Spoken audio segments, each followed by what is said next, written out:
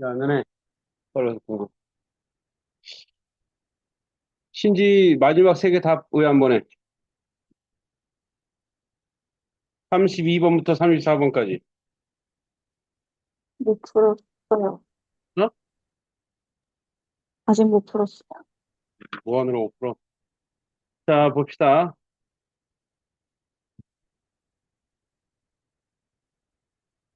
자, 28번부터 31번까지 보겠습니다. 자, 현대소설 최인훈의 크리스마스 캐롤 다섯 번째 얘기인데, 자, 60년대 억압적 시대 상황과 자유의 문제. 이 얘기를 하고 있는 거죠. 최인훈은 이제 대표적으로 유명한 게 뭐야? 광장이죠, 광장. 그죠? 자, 그리고 그 관련된 거 한번, 그, 분석을 좀 해보도록 하겠습니다. 볼까? 네.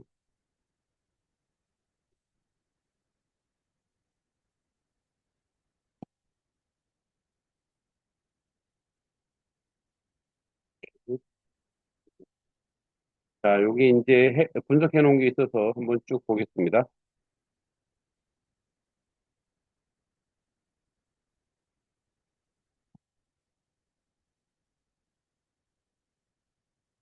자, 보자. 그런 일이 있은지 한 달쯤 지나 내 겨드랑이에 생긴 이변의 전모가 대강 드러났다. 자, 겨드랑이에 생긴 이제 가래토시죠. 그러니까 뭐 망울, 이 약간 이제 혹이 났어요. 나는 이제 패만이라 부르는데, 나는 부어있는 겨드랑이에 검은 술이 달린 동그란 파업시타다 생각해서 파만이라 불렀대. 자, 내 겨드랑이에 생긴 이변의 전모가 대강 드러났다. 파만을 어김없이 밤 12시부터 새벽 4시 사이에 솟구친다. 솟구친다는 거. 방에 있으면 쑤시고 밖에 나가면 씻은 듯 하다는 거. 그러니까 밖에 나가면 안 아프다는 거. 그죠? 그러니까 파마들의 독특한 증상은 통행 금지 시간이 있었던 당시 시대를 얘기하는 거야. 그러니까 이 당시에 대해서 비판하는 거예요. 그러니까 밤 12시부터 새벽 4시가 그 당시에 통행 금지 시간이 있었거든. 그러니까 통행 금지 시간이 있었던 당시 시대 상황을 반영해서 자유에 대한 갈망이야. 그러니까 날개 이렇게 여기 겨드랑이 있다고 하는 건 뭐야? 날고 싶은 그런 거죠. 자, 까닭은 전혀 알 길이 없다는 것 등이었다. 의사는 나에게 전혀 이상 없다고 잘라 말했다. 자, 의사가 볼 수 없는 밤에만 증상이 발생했죠. 그도 그럴 것이 그 시간에 내 겨드랑이 멀쩡했기 때문이다. 그때부터 나의 괴로움은 비롯되었다. 수시로 겨드랑이의 고통을 느껴서 밤에 집에 있을 수가 없대. 그러니까 집에 있을 수가 없다라는 건 뭐예요? 이 사람 통행금지 시간인 게 집에 있어야 돼. 근데 자꾸 나가고 싶다라는 거예요. 그건 뭐예요? 통행금지에 대한 저항이죠. 자, 판마들은 전혀 불규칙한 사이를 두고 튀어나왔다. 이틀 쑤시는가 하면 한 일주일 소식을 끊고 하는 것이었다. 하루 이틀이지 이렇게 줄곧 밖에서 세운다는 것은 못할 일이었다. 그러니까 밖에 나가면 안 아파. 근데 집에 있으면 아파. 그러니까 뭐야? 그 통행 금지에 대한 저항이죠. 나는 제 집이면서 꼭 도둑놈처럼 뜰의 어느 구석에 숨어서 밤을 지내야 했기 때문이다. 당시 통행 금지 때문에 함부로 밖에 돌아다닐 수 없었다는 거죠. 그런 생활이 두 달째 접어들었을 때 나는 견디다 못해 담을 넘어서 밖으로 나가보았다. 그러니까 뭐는 견디다 못해 담을 넘어서 밖으로 나갔다는 거 사회적 억압, 그 통행금지라는 억압에서 벗어나 자유를 얻으면 병을 낫는 거야. 그러니까 이건 뭐야? 자유에 대한 갈망이죠. 그랬더니 참으로 이상한 일도 다 있었다. 뜰에 나와 있어도 가끔 뜨끔거리던 손을 대보면 미열이 있던 것이 거리를 거닐게 되면서 아주 깨끗이 편한 상태가 되었다. 자, 고통의 강도, 집보다 뜰, 집에서 아파, 갇힌 것처럼 뜰, 거리, 주인공이 겪는 고통이 자유와 억압에 관련이 있다라는 거죠. 이렇게 되면서 독자들은 곧 짐작 같겠지만 문제가 생겼다. 편지자들 논평도 있네요. 내가 의료적 이유로 산책을 강요당하게 되는 시간이 밤하늘이 발생하는 밤 12시 새벽 4시예요. 시간이 행정상의 통제 제한의 시간, 독재 시절이죠.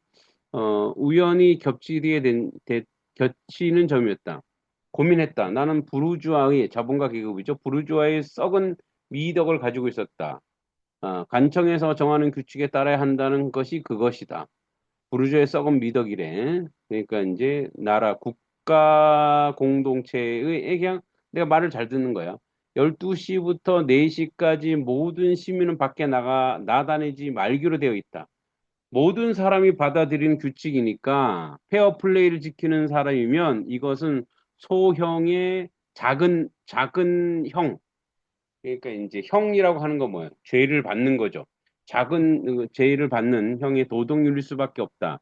도덕적인 사람이라면 야간 통행 금지를 지키는 일이 어렵지 않음을 의미하는 거죠. 그러나 이 도덕률을 지키는 한 내 겨드랑이는 요절이 나고 나는 죽을는지 모른다. 주인공인 나는 야간 통행 금지를 어길 수밖에 없는 거야. 자, 중략. 나는 겨드랑이에 파마늘 같은 것이 돋으면 밤거리 몰래 산책하곤 한다. 그죠? 야간 통행 금지를 어기는 거죠. 당시의 시대상을 반영하여 통증은 자유와 억압으로 인한 고통이죠.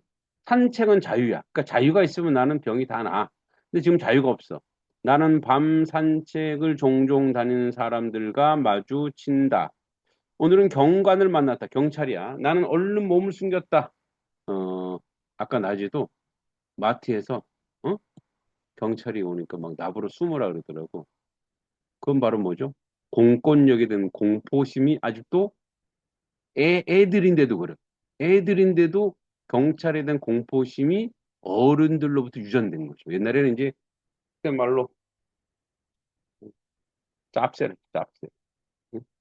우리 사촌 형이 경찰관인데 경찰관 됐을 때 축하해 짭새 그랬다가 엄청 혼났어. 짭새가 뭐냐. 그죠? 옛날에는 경찰서 앞을 지나가는 것도 무서웠고, 왜냐면 이제 굉장히 폭력적인 경찰들이 많았죠. 예. 저도 한동안은 데모하면서 경찰에 대한 부정적인 인식이 있어갖고, 나는 경찰을 피하는 게 아니라 경찰을 딱 만나서 경찰의 약점을 잡으려고 막 그랬던 것 같아. 그러고 보니 우리 교회 집사님 한 분이 경찰이네. 나는 얼른 몸을 숨겼다. 그리고 그는 부산하게 내 앞을 지나갔다. 급히 서두르게. 그 순간 나는 내가 레닌인 것을, 레닌 러시아 혁명가죠? 자, 볼셰비키 혁명을 일으킨 사람이야. 또 경관을 피해 몸을 숨기는 행위는 혁명가가 된 듯한 느낌을 받은 거야. 안중근인 것을, 김구인 것을, 아무튼 그런 인물임을 실감하는 것이다. 그가 지나간 다음에 나는 은신처에서 나오지 않았다. 공화국의 시민이 평범한 시민이야 자신의 어찌하여 그런 엄청난 변모를 할 수 있었는지 모를 일이다. 야간 통행금지 어기고 경관을 피해 숨은 행동이야. 나는 정치적으로 백치나 다름없는 감각을 가진 사람이다. 정치에 대한 관심과 지식이 없어요. 위에서 레닌, 김구 같은 그 종류, 그죠? 혁명가들이죠. 자, 그래서 방향성이 전혀 다른 사상가인데, 레닌은 공산주의, 김구는 민족주의자죠. 그것만 가지고도 알만 하는 것이다. 그런데 경관이 지나가는 순간 내가 혁명가였다는 것도 분명한 사실이다. 혁명가라고 자꾸 하는 것이 안 좋으면 간첩이라도 좋다. 사회의 질서에 반영하는 존재죠. 나는 그 순간 분명히 간첩이었던 것이다. 그런데 내가 간첩이 아닌 것은 역시 분명하였다. 도덕적 어, 이래도 그랬다. 나는 분명히 도적놈이었으며 분명히 도적놈은 아니었다. 아이러니죠. 세상이 나를 도적놈으로 몰아가고 있는 거야. 그죠? 예. 난 아주 희미하게나마 혁명가 간첩 도적놈 그런 사람의 마음을 알만해지는 듯 싶었다. 그러니까 사회 질서에 반항하는 것에 대한 쾌감을 느끼는 거죠. 이 맛을 못 잊는 것이군 하고 나는 생각했다. 나도 자, 물론 처음에 7호라는 순전한 공리적인 이유로 이 산책에 나섰다. 공리적인, 효율적인, 그죠? 모두에게 이익이 되는 판만을 위한 고통을 없애기 위해서. 그러나 지금으로서 반드시 그런 것만은 아니다. 설사 내 겨드랑이가 달걀이 영원히 가버린다 하더라도 이 금지된 산책을 그만둘 수 있을지 의심스럽다. 그러니까 고통이 사라져도 끊임없이 자유를 나는 갈망할 것이라는 거죠. 나는 산책의 성격을 변질되기 시작했다. 누룩 반죽처럼. 치료 행위가 이제 뭐야? 자유로운 실천으로 변화되는 거야. 누룩은 뭐냐면 이제 우리가 그 술이나 빵을 발효시킬 때 딱 넣으면 이게 커지는 거죠. 예, 그래서 반죽처럼 기적, 경악, 공포, 웃음.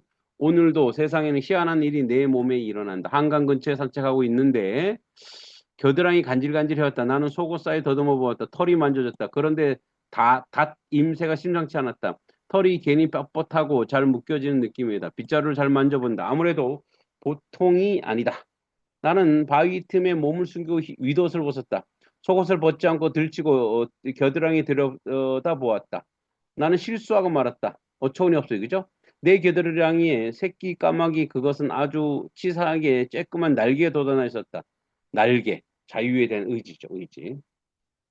다른 쪽 겨드랑이 또 들여다보았다. 나는 쿡 웃어버렸다. 그쪽에도 장난감 몽당 빗자루만한 것이 달려있다는 것이다. 다른 겨드랑이에 날개가 있는 거야. 날개가 보통 새들의 것과 다른 점은 그 깃털에는 곱슬곱슬한 고수머리라는 것뿐이다. 곱슬곱슬한 머리털. 이놈이 나오려고 아픔이었구나. 하고 나는 생각했다. 나는 날개를 움직이려고 해보았다. 뒷바퀴가 말을 안 듣는 것처럼 그놈이 움직이지 않았다. 나는 정말 부끄러워졌다. 뭐냐면 온전한 자유를 추구하지 못한 자신의 사회에 대한 부끄러움이죠. 예, 얘기고요. 자, 연작 소설이고 50년, 60년대 군부 독재 시절의 글이죠. 1인칭 주인공 시점. 개인의 자유를 억압하는 사회에 대한 비판과 자유를 추구하는 의지죠. 여기서 특징, 파마늘, 산책, 날개 같은 상징적인 소재를 통해 자유 추구라는 주제를 형성시켰고 작품 내 소설자이자 주인공은 나의 심리를 중심으로 내용이 전개되고 있죠. 가족 구성원 간의 대화를 통해 소통과 부재, 현대인의 강박적 심리에 드러났다. 자, 나는 잠자리에 들려다가 겨드랑이 아픈 것을 느꼈다. 겨드랑이에 가래토시 나서 보려면서 나는 아픈 증상이다. 나는 부은 겨드랑이 팥불이 같다고 느껴 이를 팥마늘이라 부른다. 팥마늘은 방 안으로 있으면 나타나고 뜰에 나오면 좀 잠잠해진다. 그런 까닭에 한밤중에 팥마늘을 진전시키려고 뜰을 거닐다가 아버지와 몇 차례 대화하게 되는데 대화 중 근대란 폐륜의 별명이라고 말하기도 한다. 그러니까 아버지는 보수적인 거야, 그죠? 나는 경험적으로 밤하늘이 어김없이 밤 12시부터 새벽 4시, 그죠? 새벽 4시 사이에 나타나며 방에 있을 때보다 뜰에 있을 때 낮고 담을 넘어가면 밖으로 나가면 아주 편해진다는 사실이다. 그러니까 자유를 누리면 괜찮다라고 하는 거예요. 이후로 나는 야간 통행 금지가 이루어지는 밤거리를 다닌다는 것에서 자유로움을 느끼고 그 자유를 위해 은근히 밤하늘을 기다린다. 또 경관을 만나 몸을 숨기며 아슬아슬한 스릴을 맛보기도 한다. 이러하던 차에 나는 겨드랑이에 조그맣고 부끄러운 검은 날개와 나와 있는 것을 본다. 또한 나는 어느 밤거리 거리를 다니다 한 집의 물타리를 넘어가 잔디를 구경하게 되는데 집주인인 외국인 남자로부터 도둑으로 몰리게 된다. 나는 밤에 사상을 얻은 시인이라는 변명하며 둘은 대화를 나눈다.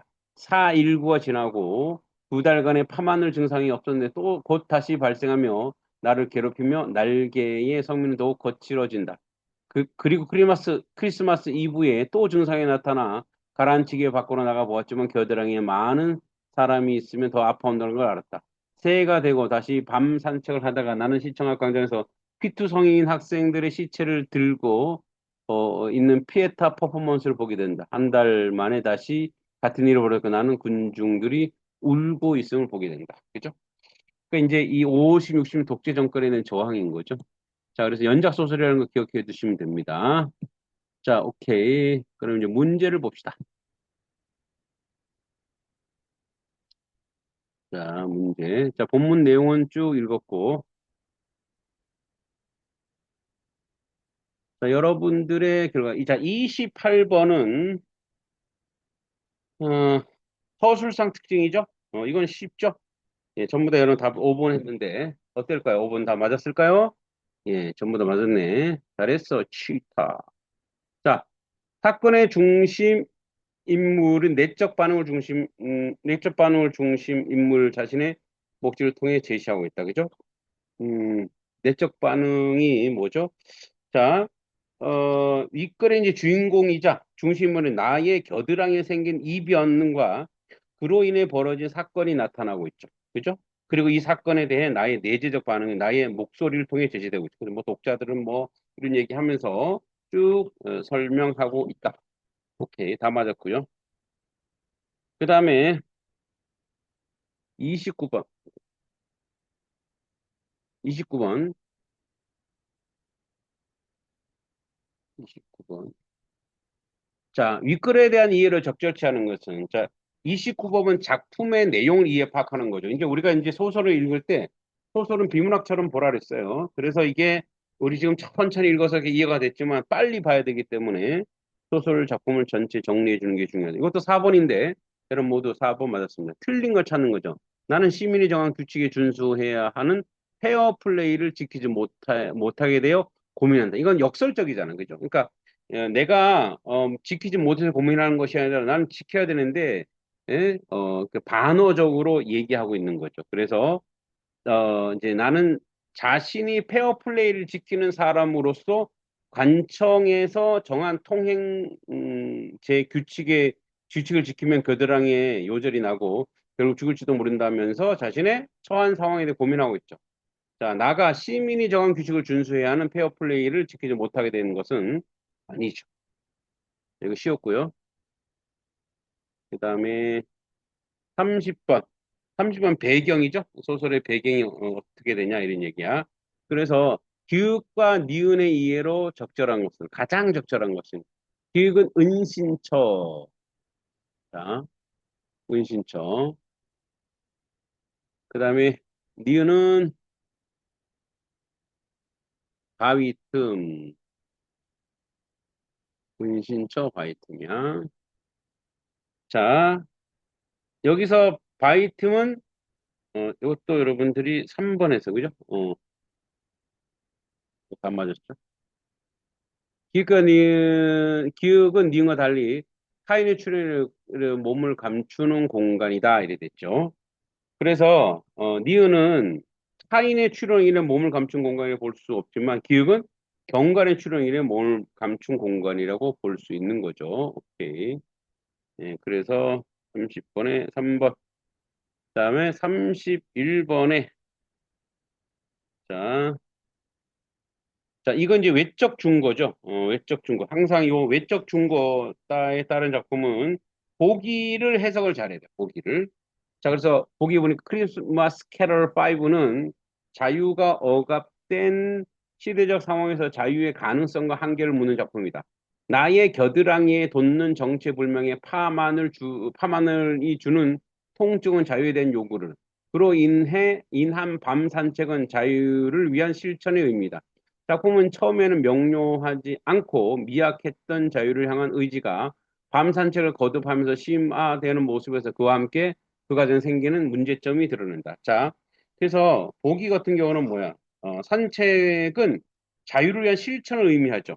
한편 나에게 있어서 산책은 공리적인 목적을 드러내는 겨드랑이 통증을 없애는 것인데 보기를 통해서 이런 목적을 가지고 행했던 산책이 점차 누룩 반주처럼 변질됐다는 표현은 산책 의미의 치료 행위에서 자유로의 실천으로 확장되었을 비유적으로 나타내는 것이라고 할 수 있죠. 그죠?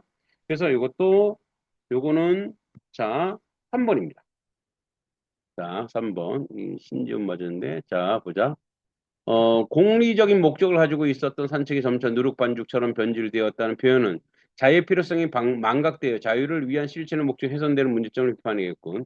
자, 이게 아니고, 자, 여기서 뭘 얘기하는 거냐면, 변질되었다는 표현은 자유의 필요성이 망각되어 자유를 위한 실천이 목적이 훼손되었다는 문제점에 대한 비판이라고 할 수 있는 거죠. 그래서 답은 3번이야.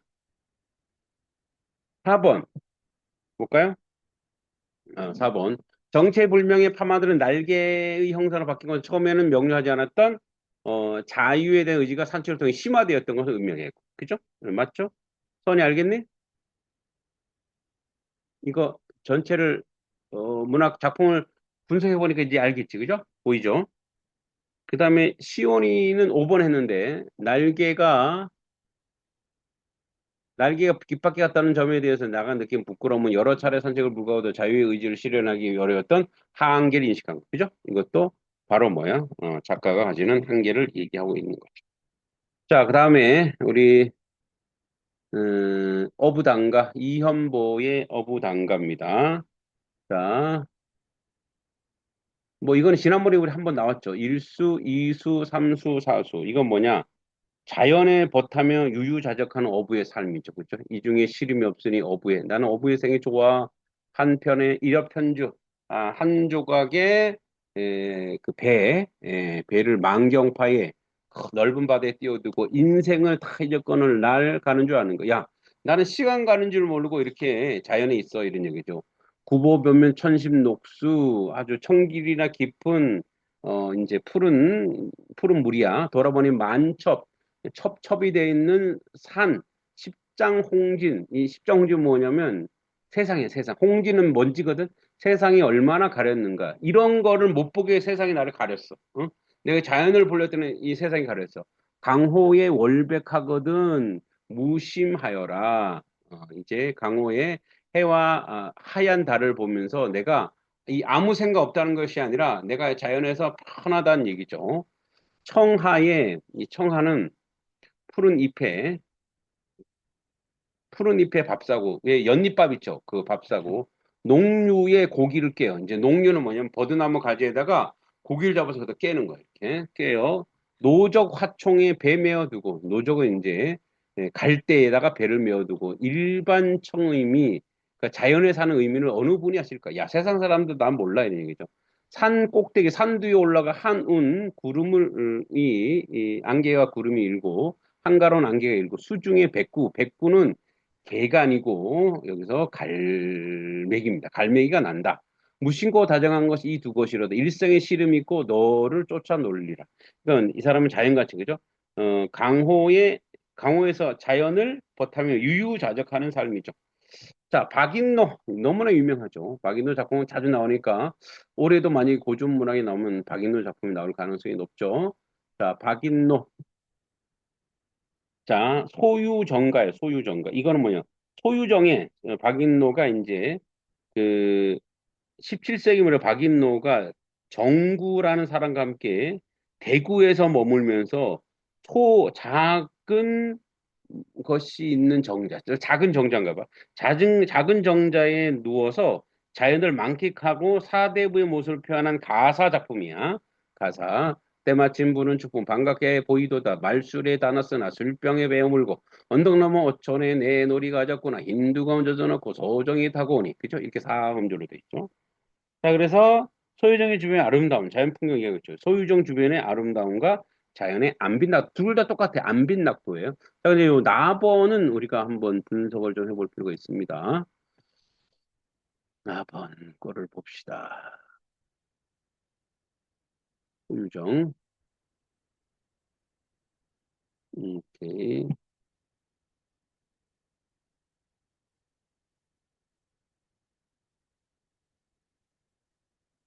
소유정가. 자, 보자.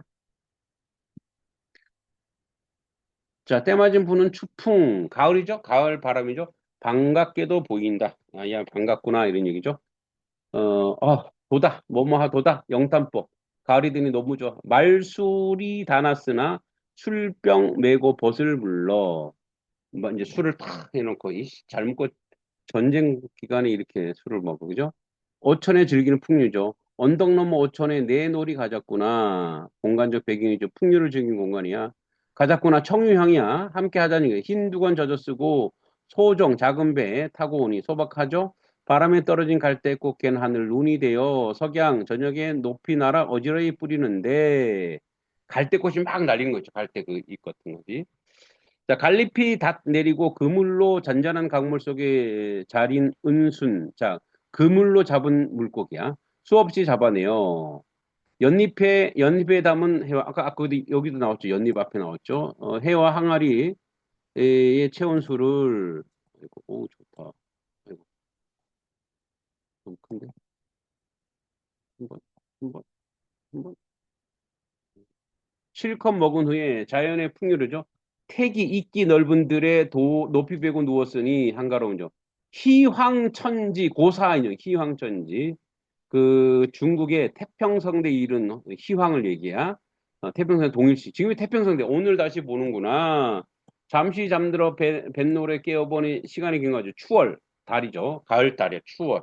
추월이 만강하여 사회상을 비치는 거예요. 밤빛을 잃었거늘 뭐야? 달빛이 너무 환해갖고 밤이 아닌 것 같아. 환한 대낮 같아. 그죠? 자, 반쯤 취해 벌써 술 한 잔 알딸 때려졌네. 시울품에 배 위로 건너오니 흥해보죠. 공간의 이동력. 강물 아래 잠긴 달은 하늘의 달이 물에 비친 모습이요. 또 어인 달인 개요. 그다음에 달 위에 어 배를 타고 달 아래 앉았으니 물에 비친 달 위에 배가 지나가는 거죠. 문득 의심의 월궁에 올랐듯이 달이 있는 궁궐이야. 자, 천상이죠. 물 외, 자연 외 기한 경과 넘치도록 보이노다. 영탄법이죠. 달이 뜬 자연, 경치를 감상하면서 신비로움을 느끼면서 경치한다네. 청경, 자연을 경치 즐긴 경쟁이 없는 거야. 다투면 네 분의 두려마는 즐겨도 말리는 이 없으니 나만 둔가 하노라. 경치를 즐기는데 자유로워. 자연에 아주 만족하여 사는 것을 이야기하고 있다. 그죠? 네, 이렇게 보면 됩니다. 그래서 이것도 뭐야? 위에 똑같죠? 소유정 주변의 아름다운 자연의 안빈낙두의 삶을 얘기하고 있다. 자, 요 고전문학도 어렵지 않았죠. 쉬웠습니다만 또 틀린 사람이 있어서 봅시다. 자, 32번. 표현상 특징이 항상 나오죠. 표현상 기역, 미음에 대한 이해를 적절치 않은 것, 틀린 거를 찾는 거예요. 자, 10, 틀린 거. 쉽게 찾을 수 있는 답, 4번. 자, 보자. 리을이 명령형 어미래. 봅시다. 아이야, 닷들어라. 만조에 띄워가자. 야, 닷들어, 닷을 이렇게 얘기하고 있는데, 자, 요거는 사실은 어디 지금 뭐 정서적으로 애가 있는 게 아니고, 뭐뭐 하라. 명령형 어미를 사용해 아이가 해야 할 닷을 드는 행동을 제시하고 있는데, 배의 운항이 시작된 걸 나타내는 표현일 뿐이지, 여기 애가 있는 게 아니야. 요거는 간용적 표현이에요. 그래서 문학적 이해가 없으면 안 되고, 뭐, 이런 다 맞았고. 자, 그 다음에 33번. A, B에 대한 설명을 가장 적절한, 가장이라고 하는 것은 덜 가장한 것도 있어. 33번 같은 경우는 또 오답, 그러니까 매력적 오답이 나올 수 있죠. 그래요, 여러분 다 맞았네. 3번이죠? 3번. B에서 화자는, 자, B가 뭔가 봅시다. B, 추월, 망각이 나왔죠? A는 뭐였어, 아까? A는 고본이 천신독수. 어, 비슷해요. 자, 그러면 이 B의 화자의 하늘과 달, 강물에 비친 달 사이에 놓임으로써 월궁이 오는 듯한 신비로운 모습을 표현하고 있다. 이렇게 얘기하고 있는데, 자, 33번은 B에서 화자는 가을 날 밤에 뱃놀이 하던 중 하늘에 뜨는 달과 강물에 비쳐 마치 강물에 잠긴처럼 보이는 달 사이에 놓여 달 위에 배를 타고 달 아래에 앉아 있다고 생각하죠. 이 하자는 월궁에 오른 듯한 신비로운 느낌을 표현하고 있다. 네, 좋아요. 34번. 자, 34번이 조금 어렵죠. 34번이 바로 외적 중거. 그죠? 외적 중거에 따른 항상 이 보기 해석을 잘해야 돼. 34번. 보기를 바탕으로 가나를 감상 내용으로 적절치 않은 거, 틀린 걸 찾는 거야. 자, 어부는 정치 현실과 거리를 둔 은자로 형상화된다. 이때 어부의 형상은 어부와 관련된 소재, 행위, 정서 등 어부의 모티브와 연관돼 작품별로 공통적인 속성을 가지면서 다양한 변주를 보인다. 가는 어부와 관련된 상황의 일부를 초점하여 유유자적한 삶을 사는 어부를, 나는 어부와 관련된 여러 상황을 이어가며 흥치 있는 삶을 사는 어부를 형상화하고 있다. 자, 그래서 이것은 답이 2번이죠. 서은이가 맞았네. 자, 나의 추풍 뱃놀이 흥치를 북돋우는 자연의 현상이고, 강풍은 흥치에 대해서는 강에서 산으로 옮겨가는 자연 현상이라고 볼 수 있다. 이게 여기서 나의 추풍은 때마침 부는 바람이죠. 화자를 반갑게 생각하는 것이죠. 어촌 내 놀이를 가는 계기가 된다는 점에서 뱃놀이 흥치를 북돋우는 자연 현상을 볼 수 있지만 강풍은요 멀리 나갔던 돛담배가 돌아오는 것은 자연 현상으로서 뱃놀이 흥치를 유지시키고 있으나 흥치의 대상을 강에서 산으로 옮기는 것은 알 수 없어요. 자, 그래서 이건 너무 오버예요, 오버. 3번. 3번에 가의 옆편주와 나의 소정, 뭐 작은 배들을 들자. 하자가 소박한 뱃놀이를 즐기고 있다는 점을 알려주는. 그죠? 맞아요. 소박한 뱃놀이. 일엽은 뭐야? 한 나뭇잎 같은 배고, 소정도 뭐야? 작은 정자잖아요. 그죠? 그래서 소박한 소재인 것을 충분히 알 수 있다. 지원 알겠지? 자, 여기까지 하고요. 내일, 에, 그 2022년 수능 9월 달 문제. 이제 9월이 다가오죠. 여러분 9월 모의고사 준비하고 있는데 1번부터 9번까지 풀어갖고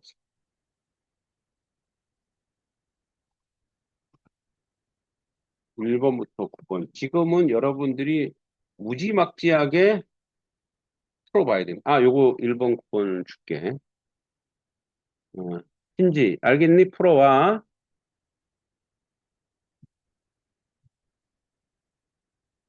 대답이 없어?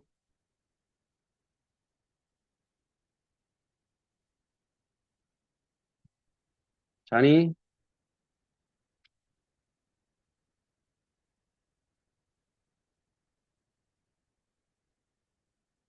어, 자, 요거, 요거를 할게요. 이거를 제가 문제를 바로 올려줄게.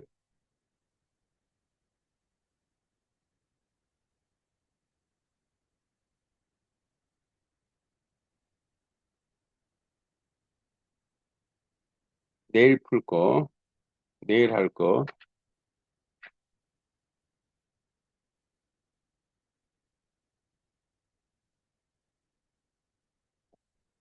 자, 보이죠?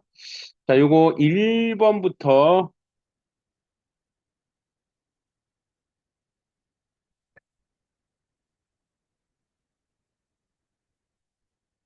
자, 1번부터 9번까지 풀기 바랍니다. 자, 오늘 수고했고,